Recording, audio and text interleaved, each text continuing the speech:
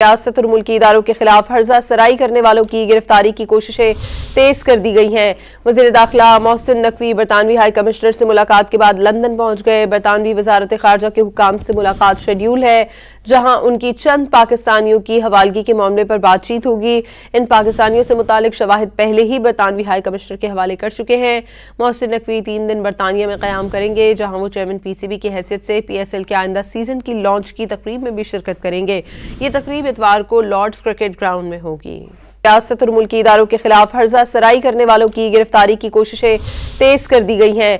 वज़ीर दाखिला Mohsin Naqvi बरतानवी high commissioner से मुलाकात के बाद लंदन पहुंच गए। बरतानवी वजारत खारजा के हुकाम से मुलाकात शेड्यूल है, जहां उनकी चंद पाकिस्तानियों की हवालगी के मामले पर बातचीत होगी। इन पाकिस्तानियों से मुतालिक शवाहिद पहले ही बरतानवी हाई कमिश्नर के हवाले कर चुके हैं। मोहसिन नकवी 3 दिन बरतानिया में क़याम करेंगे, जहां वो चेयरमैन PCB की हैसियत से PSL के आइंदा सीजन की लॉन्च की तकरीब में भी शिरकत करेंगे। ये तकरीब इतवार को लॉर्ड्स क्रिकेट ग्राउंड में होगी।